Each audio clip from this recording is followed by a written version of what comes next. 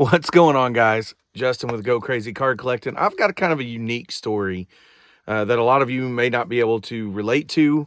It's kind of an interesting story. It really doesn't go along with my collection at all, but it's a cool piece in my collection that I have that I don't even really know what to do with.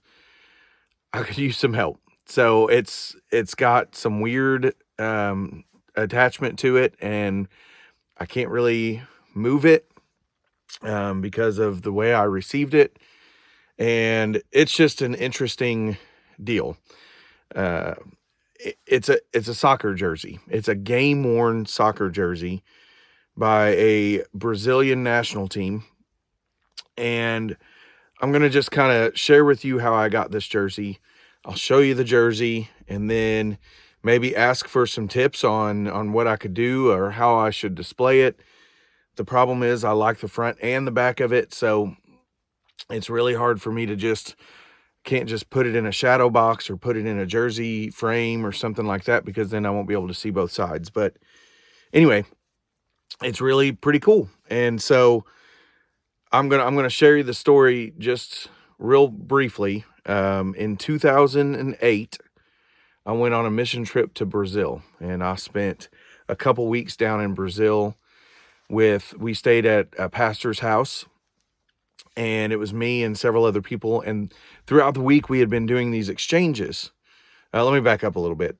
We had been explained that that the American sarcasm is not really used in South American countries, and so we were told not to be too sarcastic, and so that they would not necessarily they would take us more literal than we're actually intending to be. So we were supposed to be very careful on that.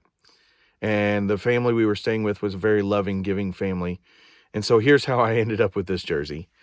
We're staying with this family, and throughout the week we had been exchanging things. Like, they were giving us some soccer jerseys that they had, some that they had bought at the market or whatever, and we were giving them. I was with a lot of Arkansas fans. I'm a Mizzou fan, and I had given a Mizzou jersey or a Mizzou shirt, and they had Arkansas shirts, and we were all exchanging all this stuff. Well, one evening, we had just finished eating dinner, and we're all sitting around the table just kind of having fun and relaxing, and Pastor Jared was there with his family, and a man walks in with this jersey, and I'll show you the jersey. It's very cool. Here's the jersey right here. Okay. I'll show more of it to you in a second. But anyway, the man walks in with the jersey, and he says, and I don't know what he says. He says something in Portuguese, and he gives him the jersey, and he's holding that jersey. And we had been exchanging these shirts and jerseys all week. And so, like a dumb American, or a dumb North American, United States of American, USA again, they're from America too, if you think about it. But I made the sarcastic remark, well, where's mine? Kind of a dumb remark to make in that situation, because the very next thing that happened is that he handed it to me. And I tried to give it back. I was like, no. I was just kidding. It was just where's mine? Very sarcastic. I didn't really mean it. I was just like, it was more of a enduring, that's really awesome. Like, that's cool that you have that. We would all love to have one of those. What a neat jersey. So anyway, I tried to give it back. Well, I find out that this jersey is a game-worn jersey from a team in Sao Paulo, Brazil, which Sao Paulo at the time I think was like 17 million people. But a team in Sao Paulo, Brazil, called the Corinthians. The Corinthians are a big, big deal. They are at the top level of Brazilian play. And if you know anything about Brazilian soccer, it's pretty intense. It's pretty huge. This is the NFL of Brazil. And so they're the top level. And the player that wore this jersey was number 10, which is their middle infielder, which is one of the better players on the team. And so at the time, it was a guy named Douglas Dos Santos. They call him Douglas. And so if I'll show you right now, there's his number 10. That's the only year that they had this sponsor. And there's Douglas right there. Very, very neat. So the guy who had brought it in, come to find out, was a security guard at their stadium and had just been at the game and had brought him a jersey from the game straight off the back of Douglas. And so here it is. I don't know how to get it authenticated. I know it's authentic because I was there. It would be neat to get it authenticated. It really doesn't matter. I'm not doing anything with it. I'm keeping it. So let me tell you a little bit about this jersey. It's got 5 stars on it. At the time, these 4 smaller stars are for their Brazilian national titles that they had won up to this point. They have since won 3 more, so they have 7 national titles. I'm not a soccer guy. I don't collect soccer. In fact, this is the only thing I own that is anything soccer. But it's really cool. This 1 star on top is from their 2000 FIFA World Cup Championship. So that's the World Cup Championship for the Corinthians. Those 4 are for the national championships that they had won. This is their logo. Here is the front again. And you can find replica jerseys of this that have tags and stuff. This is literally the only tag that this has right here is this little G. I don't really know. So anyway,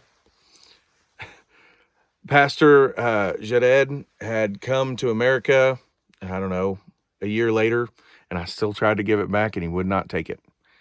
So the rest of my team was ticked off. They were mad at me.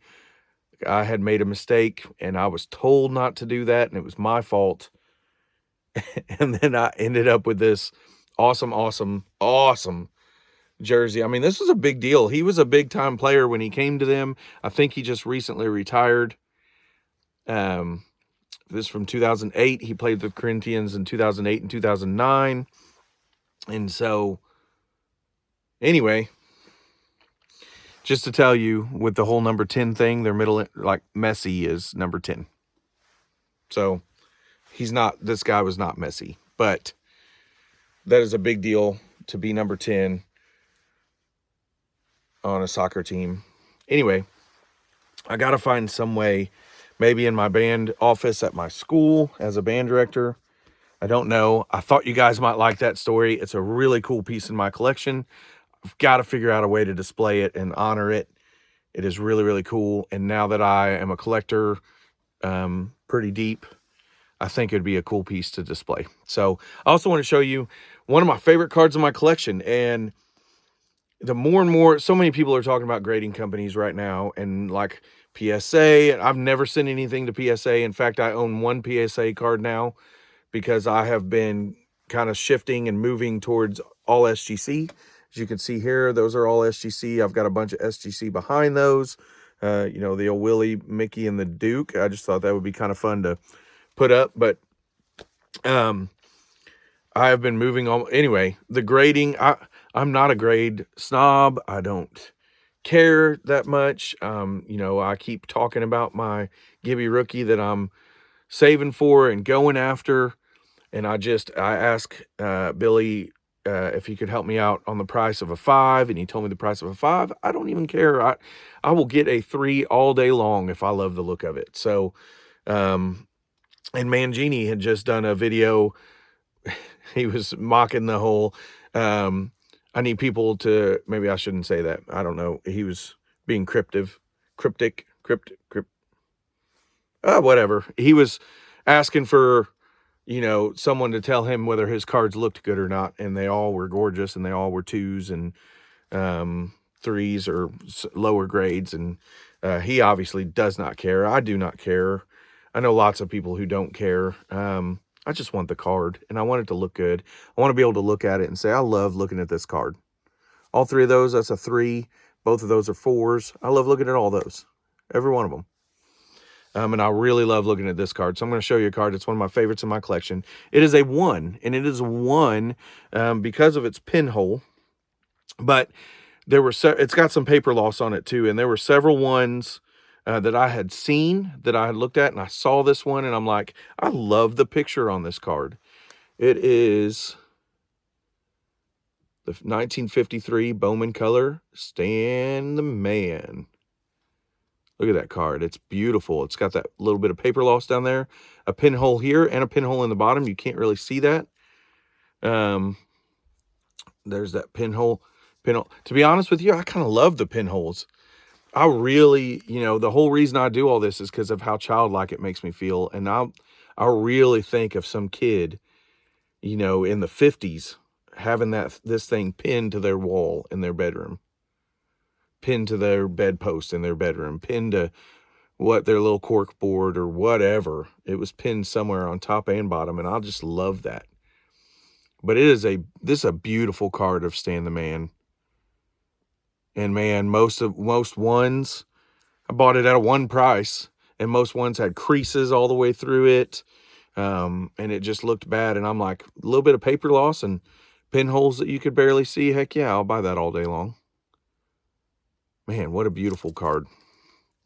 I just love that card. Anyway, I thought you might like that story of the jersey. Let me know what you think. Let me know what you would do, how you would honor that. It's a really cool story. I can't believe I have it. It was a big, big deal. A lot of guys, in fact, I don't know anybody else who has a game-worn jersey from a top national soccer club from another country. There are some really, really big soccer clubs. I actually did have a paper that says it is the second most supported team in Brazil with over 30 million fans. That's crazy. Forbes has it listed in 2017. Forbes had it listed as the most valuable football club in the Americas, valued at $577 million.